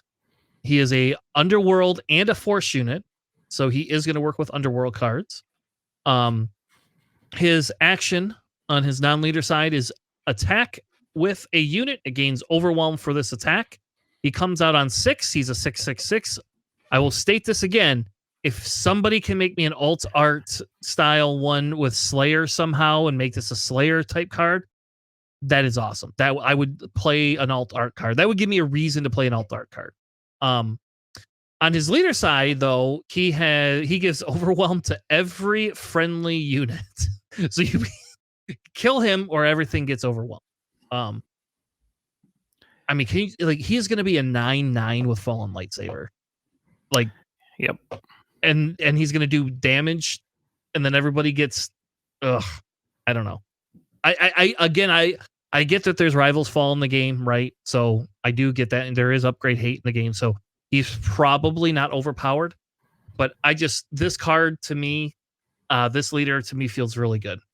And I don't know if FFG listened to our podcast and they said, well, we're going to give you a card that works with Maul because you talked about Maul for like, I don't know. I've talked about Maul for like 3 or 4 months now. So, and I now officially own 8 Mauls. Just say 8 Maul units. So, you can never have too many Maul units. I don't know. I think this leader is going to be good. I guess we'll see what other leaders they are. But I've already started deck building with him. So, like, just because I can. So. Yeah, I mean, he's good. I mean, he's more incentivized to attack units with the overwhelm, obviously, but a 6/6 stat line for 6 is pretty bonkers. Yeah. Yeah. And just being able to play Fallen Lightsaber. Give me a way I could play it for free from my discard pile too. Ugh. You could play you could play that generic lightsaber on him too, right? Yeah. Yeah. I mean, you don't get he's a Force. So like you don't get the Jedi thing, but yeah, I mean Fallen or Vader's lightsaber is fine too. Makes him a 9/7. Yep. So scary. So scary. Like you better be holding your removal cards for Maul when he comes out. So the B1 attack platform droid, we already went over that. We don't have to cover that, right? No, we did that. That was our spoiler. You could go back and check out our video if you want to know what our thoughts are on the spoiler. It's a 5/2 vanilla for 3. There you go. Yeah. It's very good with Maul. So you go ahead though. Tell us the next one. Yes, Savage Opress here. He is a 7/7 for 7, which apparently just a theme right now. It is a red villainy, Force, Underworld, and Knight. So Knight is some sort of keyword there. And then when played, if you control fewer units, including this one, than your opponent, ready this unit. So it was a long time ago, and I'm like, hey, certain, like that one guy, was it Jesse or whatever, where he's like, oh, I make more units for my opponent. It's kind of like that. It incentivizes you not going wide, which is probably what you're trying to do with Maul anyways, right? So, yikes. This can get real scary if you have both of them out there. Or just in general, like you throw a Fallen Lightsaber on him, and now he's a 10/10 that does 1 damage to every crowd unit. And with Maul, you could just make it so he overwhelms. Yep. So he does the 1 damage, then he's gonna overwhelm. Oh my god. Oh. So that's cool. He's only an uncommon as well, which is kind of nuts. So a lot of high attack coming out of this little preview package here. All right, the next one we have is a Confederate Tri-Fighter. It's a 3/3. I know. It's a 3/3 Separatist droid vehicle fighter. Bases can't be healed. I don't know. This is a pretty good card. So, like, I like this card. You have to kill it to be able to heal your base. It's a new space unit that's a little bit. It's got a little bit more body on it. Like, so a 3/3 is not like the most amazing thing ever, but I'll tell you what, it stops some of those like 2/3 units that can't kill it. But it's also a tri-fighter, so they had to do it because it's all 3s. Oh, ha ha ha! I'll tell you what, it's probably a better tri-fighter than what we have in X-wing. So true. AMG. But I like the bases can't be healed with this thing. That thing just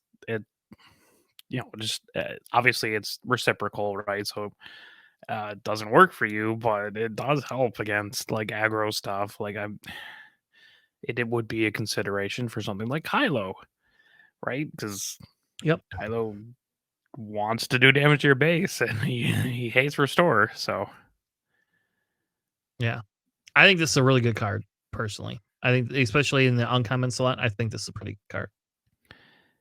Yeah, I mean, it seems like sideboard stuff against like if someone's actually bringing like heavy restore kind of stuff. Nothing like crazy, but it seems solid. All right. Next up, Alex. Yeah. Unnatural Life. It is a yellow villainy 3-cost event.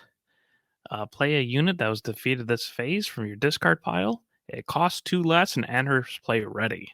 At the start of the regroup phase, defeat it. So I like this card a lot because I think it's super cool and it's super cool looking. But yeah, that's about it. It's a rare as well. You can do some dirty things with it, I guess, especially if you have like a Ruthless Raider, because that's just 6 damage. Yep. So that seems like a really good spot for it. It's just, a solid yellow card. Playing things from your discard pile is nice. Just the caveat of having it been defeated this turn's a little bit wonky. Yeah, it probably will see play there. It may struggle, I think, a little bit. Because it is only a 2-cost discount. Yeah, you're paying 1 extra to play it on the discard pile. Yeah. So it has to be something that you have resources for. But I don't actually, I genuinely don't hate. And again, I think of everything in Palpatine world, right? But I don't like hate this in a yellow Palpatine deck all of a sudden because, you can do all these different creepy and crazy things with it in Palpatine yellow, and like as long as you have the resources. And so I don't know. I mean, like, does that mean your V-Wing can draw you 4 cards? Is that what that is? No, 3 cards. Just 2? Well, you're gonna pulp it. You're gonna pulp it to kill it, and then you're gonna bring it back with this stupid thing and get a 3rd card. So you're gonna get 3 cards out of it. Yeah, it's interesting for sure. I think it's cool. The artwork I think would be insane in hyperspace. It will. Well, because that's obviously that's Maul, right? So like, it's hilarious. In his conference, I don't know. I like it. It's also a force card. So if you have anything that, like in the future, that reduces the cost of playing force things, that might come into play as well. Yep. Spoilers. Hopefully we get force interaction. That would be nice. That'd be cool. I'm 100% putting my little force tokens from X-Wing out. I have Vader force tokens and I have regular force tokens, and I'm gonna put those out if we get force tokens. That'd be sweet. Next one is a separatist droid named Kraken. 5-cost green villainy. 2/5. When played, create 2 battle droid tokens. On attack, give each friendly token unit +1/+1 for this phase. I hope you all go out and buy a bunch of extra tokens, because, like, I don't know. I don't particularly think this is super amazing. I think this is okay. We haven't seen a lot of, like, droid creation on the villainy side, so if we do, I will say that this is probably a really good card. If we don't, it's still very expensive though, right? Like that's a 5-cost tactical droid, folks. What that is. Yeah, it seems fine, but not like incredible. I mean, cool. He's not dealing much because he's only doing 2, and then like he has to attack in order to give all your token units +1/+1. But if you got like an insane amount of token generation, I'm sure he can get way out of hand. Yeah, I mean, because you could ECL them in, right? And then if you have like other droids there, they all get the +1/+1, and it could be a pain in the ass. Like, I don't know. I can see it working. I just, we'll see. I'm not sold on droid creation at this point. What's the next one we got? So we got the Separatist Super Tank. It is an 8/8 for 9 with exploit 3. That's it. So if you manage to get those, all 3 of those to sack the 3 units, you can play it for 3. Yeah. So and that's now I need really scary. Yeah, what we need is we need a way to create 3 units by turn 3, so you could just play this and kill Sabine. Like, this is like, screw you, Sabine. At least you can't EC all this thing in, thank God. Nope. Yeah, I mean, it seems, again, it really depends on how well you can generate tokens and also making sure your opponent doesn't have like single target removal, which will probably go down. Honestly, with these sets coming out, because I'm sure more boards are going to go wide than tall. So it's tragic if it gets waylaid back into your hand after. You're a very sad person then. Yeah, because you could play it the same turn if you somehow manage to get 3 resources and just waylay it back and just be like, try to do that again. Mm. Yeah, it seems okay. Again, it'll be bonkers if you could just create a ton of battle tokens out of nowhere, but if you can't, then it's less good. Well, I guess here's a card that lets you create 3 battle droid tokens. It's called Manufactured Soldiers. It is a double green supply card. Choose one. Create 2 clone trooper tokens or 3 battle droid tokens. So technically, with Pelp, we can play this. Turn 3? If they don't Turn kill any 2? of our droids. Well, we won't have enough to. Because turn 2 you play this. Turn 3 you play this. You mean like the tank? Yeah. Whatever. So there you go. Also, actually, Separatist Super Tank is a vehicle, right? So you can triple dark raid it in for a 5 cost or less. Oof. And that lets you play, which I assume still works for the exploit, because it's also while playing this card. Yep, it does. Yes. So you might be able to just like sack 2 units and then play it for free off triple dark raid. Oh, that's dirty. Just throwing that out there. I thought of that as we were going on to the next one. I hope they thought through some of this stuff. Now that I think about it, that seems like a pretty big interaction, right? All right, let's keep moving. Manufacture Soldiers. Whatever. I don't think this is that good of a card personally. But I guess we'll see. Yeah, I mean, you either create 3/3 worth of material across 3 bodies or a 4/4 worth of material across 2 bodies. If you're trying to go for it, sure. I wouldn't put this in like a Palpatine deck because I don't. Yeah. They're not impactful in any way, shape, or form.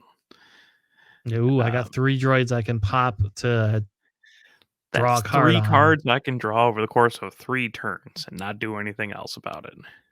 Yeah, I don't like this personally, but it seems whatever. Okay. But like also green, double green just has a history of just not that great cards. So I'm glad they're continuing the trend, I guess. Yeah, they look like very sad soldiers there. All right, give us our next one. It's a legendary. It is. So Kai Adimundi, who is just a blue card, not heroic, just blue. He's an angry blue card too. Yeah, he's a 5/7 for 5, which is nice. It's a Force, Jedi, and Republic, so that's really good. And you could put the General's Blade on him because he is Jedi in your villain deck. And he has Coordinate. When your opponent plays their second card each phase, draw 2 cards. Hilarious in Twin Sons, also, by the way, because this is when an opponent plays. Yep, so any opponent. But yeah, this seems really good. And like you said before, it's a legendary. But this seems kind of bonkers. Especially if you have like Ray unit, where you can just like heal him for 2 and give him a shield because he's not a heroic guy. Mm-hmm. Yep, that seems really broken. I mean, and then also Kylo in the deck too. So now he's just like a 6/7 that's able to get experience tokens that attacks for 2 extra. Yeah. And I guess JJ said, I didn't know this, but I guess he killed a bunch of people on Geonosian. That's why he's not a hero anymore. So. But I think the guy who knows lore, he's like, that guy was kind of a dick. He was. Yeah, so I think this card is insane. Like, I think this is like so far this is one of the better cards that we've seen revealed, and I don't know. I don't know. I don't have anything bad about this card to say Like, about this card. there's ways of playing around him, right? You can kill whatever, giving him the coordinate so he doesn't get like the 2 attack or the 2 card draw. You can play 2 cards before someone plays this. You can play a mid-range deck and only play 1 card a turn kind of thing. So the ability's more conditional. But man, that 5/7 for 5 and the ability to like put it in with something like Ray is scary to me. So I have another question. So if this isn't down, right? Or let's say it's down. Let's say it's not down. They play a card. You put this down. It creates the coordinate immediately. If they play a second card, do you immediately get to draw, or do they have to play 2 cards while he's on the table? No, it's each phase. Yeah, the second card they play, if he's Okay. there and you have the coordinate, you draw 2. Yep. So that's the other scary thing is like you don't have to worry. Like they could play 1 card, and then you could put him down and give him and let it have coordinate, and then they have to kill him or kill one of the units to kill the coordinate to take him offline. Period. And like I don't know. And he's a 5 cost. If you have more than like 3 units, right? If you have like 4 units out, and then you're just like, hard to out. But he seems really good, like very good. He's probably one of my favorites from the reveal. Yeah. Next one is a 15 cost Invasion of the Christophers. That's what my son calls it. The Invasion of the Christophers. So was that supposed to be Christophus? Is that Christophus? Invasion of Christophus. Oh. Yeah. Gotta elongate the O. Yes, that's what it's supposed to be. But he calls it they call it the Invasion of the Christophers. It's a separatist plan card for 15 costs. It's also legendary, by the way. It's got exploit 4. Choose an opponent and defeat each unit that a player controls. So I guess if you want to defeat 4 of your units, you could play this for 7. I guess like if you have that many units out and you want to do a board wipe 1 turn earlier than Super Laser Blast, and it can be played in both sides of the table, so it's not just a hero or a villain card. I guess again, to me this feels pretty underwhelming. Just I don't know. Yeah, like Super Laser Blast already exists. So it's kind of like a one-sided Super Laser Blast, except for, you're still killing 4 units. Yeah. Or pay 15. Like this is more expensive than Endless Legions is. It is my favorite I'm going to suicide by Crate Dragon card I've ever seen. Because regardless if you exploit 4, it's still 15 costs, so he just does 15, which is hilarious. But yeah, I mean, like, again, I guess it really depends on how well you're able to generate tokens. Because if you are well, then this is great, especially if like your opponent's also super, super wide. Because I'm sure decks will be significantly more wide in this set than they have ever been. So that might be worth it for 7 or 9, but it's kind of hard to just. I mean, definitely not 15. Yeah. And that's probably why they made it like that. I don't know. I don't think it's a great card, but again, we'll see if unit creation is super easy. This is a good control. Like, listen, I can play it for free if I have 5 health or less, and I play it's at the top of my deck with "You're My Only Hope." Okay. There you go. There you go. Just wipe my opponent's board for a 3 cost card. All right. The next one we have 4 more. These were released yesterday. I don't know where they were at, but they were like somewhere leaked on from like some computer screen somewhere. No, I think these are actual ones. They're not leak cards. No, okay, fair enough. These are actual cards from, because otherwise we wouldn't cover them. They were leaks. I'm not going to cover leaks. So they were released on the official channel, so I'm going to say they're officially. Oh, there you go. They're official. So I'll take the first one. You can have the fancier one. It's called the Clone Wars. Pay like any number. A disaster card. Yep, it's like that's type is disaster. Which we don't know what that is. Brazil, thank you. That's what it is. It's from Brazil. But you could pay any number of resources, and you get to create that many clone trooper tokens. Each opponent creates that many battle droid tokens as well. Yeah. So basically, you could create clone trooper tokens, and then your opponent gets battle droid tokens, and then you can fight it out. Then you could use then you can use the battle of the invasion of the Christophers to wipe the board. There you go. Yep. There you go. For 9 resources, you can wipe your opponent's board now. Ugh. That'd be all right. We're gonna stop because otherwise we'll spend so much time going into how this is silly. This is again an okay card. I don't think this is a horrible card. I won't like.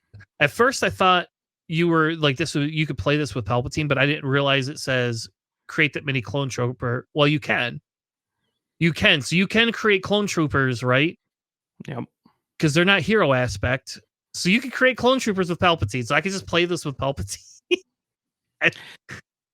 Yeah. And you can have battle much better with something like Maul, where all your clone troopers now have overwhelm to just kill all the battle droids. Do that too. Do pig 1 damage to the base. I don't know. I don't know. This I think it's an okay card. How about that? We'll see again. It seems okay. It is rare. It's kind of funny that it's just literally just called the Clone Wars. Yeah.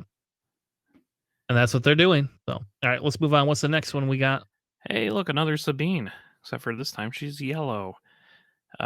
She's a 4/4 for 4. Yellow heroic. She's Fringe, Mandalorian, and Spectre. So you get a little bit more Spectre support for the 3 Hera players out there. When this unit is exhausted, she can't be attacked unless she gains Sentinel, which is a nice play on like her other card. And then on attack, you may discard a card from your deck. If it doesn't share an aspect with your base, deal 2 damage to a ground unit. Seems the thing that's good. a may discard, because if like your opponent has no units, you're gonna end up eating your own guys. But she seems good. Pretty solid. She's a rare. I'm sure that card will look really good in Hyperfoil because there's a lot of color. Mm-hmm.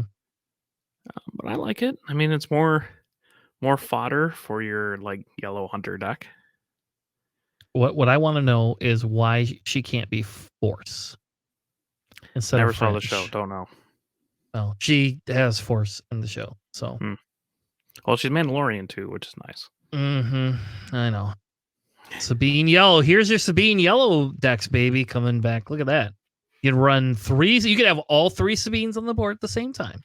Wait, okay, hold on. So if you have all 3 Sabines, you can only attack Sabine later, right? Like because you wouldn't be able to attack the other one because there's multiple colors on the board. Yeah, you're right. And then this one, when it just comes in exhausted, you can't kill her. So, unless I guess you can't attack her, so you still can play a spell and kill her. Like, open fire, but yeah. I don't know. It's a 4/4 for 4. It would be better if she was a 4/5, but that's probably good that she's not. So yeah, no, I'll take her at a 4/4 that can't be attacked when exhausted. That's scary, and her on attack's just nice. All right, so we have these are the other 2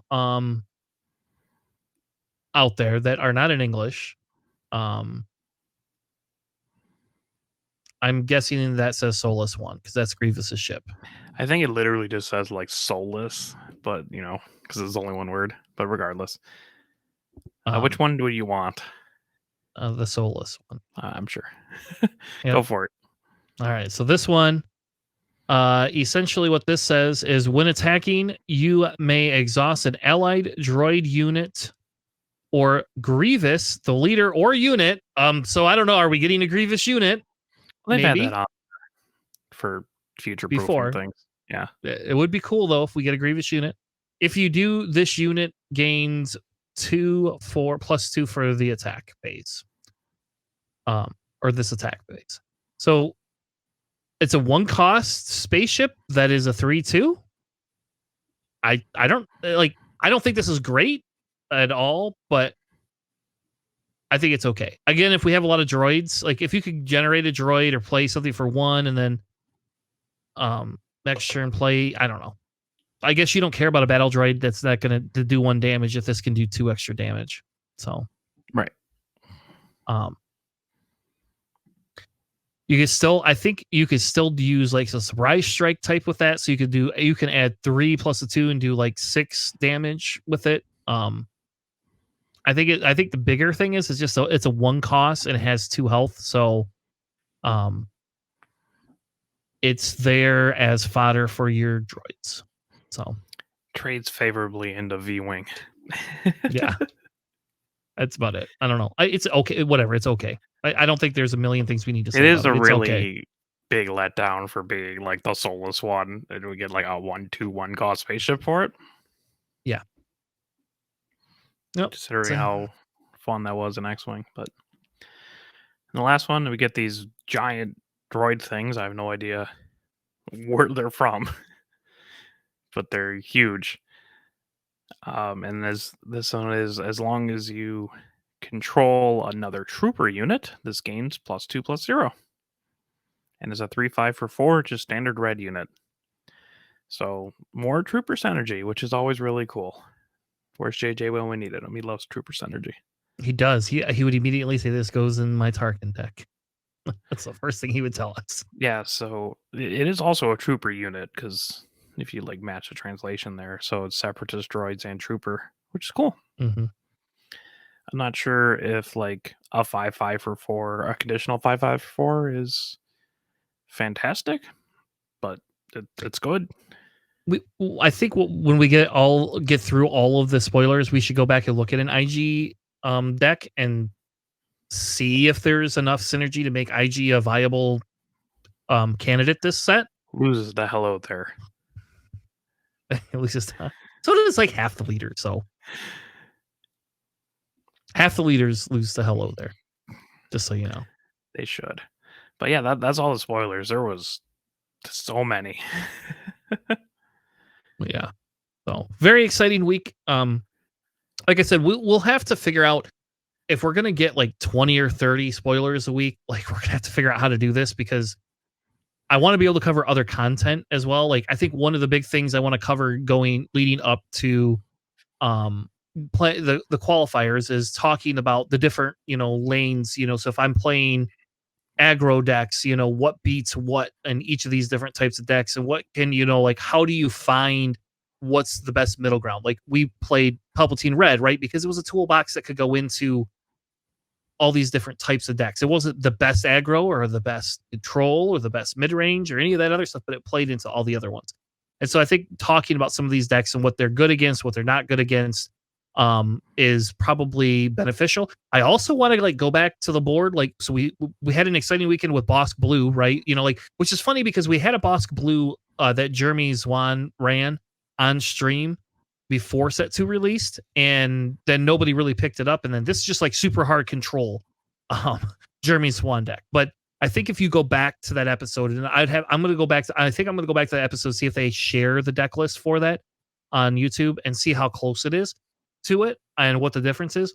But like, I would like to, like, I don't think the meta is solved by any means. And I think that kind of type of discussion is something that we need to have. For example, we have a 100 green deck right now that does decent, right? It's okay.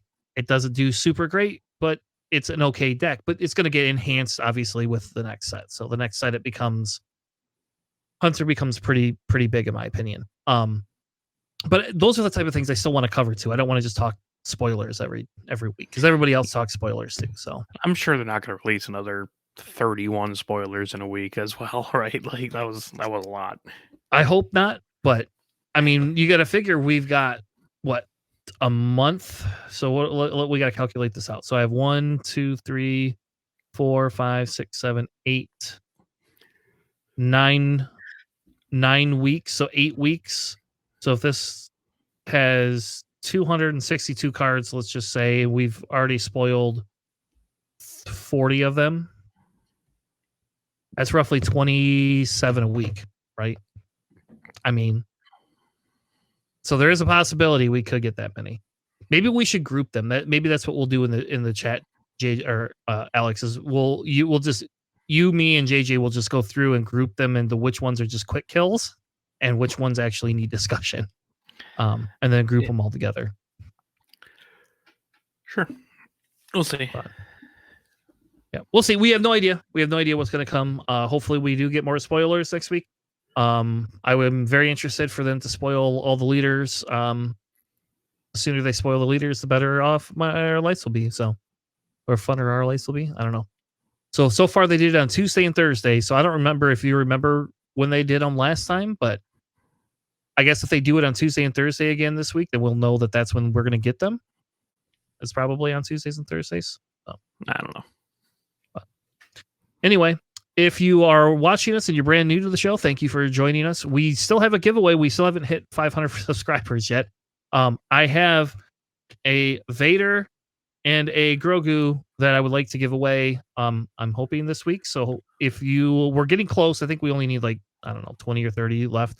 If you haven't subscribed to our YouTube channel, subscribe to our YouTube channel so we can do a random giveaway, which will be super cool. And we'll hopefully be able to do that in the next show. Thank you all for watching. We'll see you next week, Sunday, 9 p.m. Eastern, 2100 UTC. Have a good night, and we'll catch you on the Flippity Flop. Thanks for listening.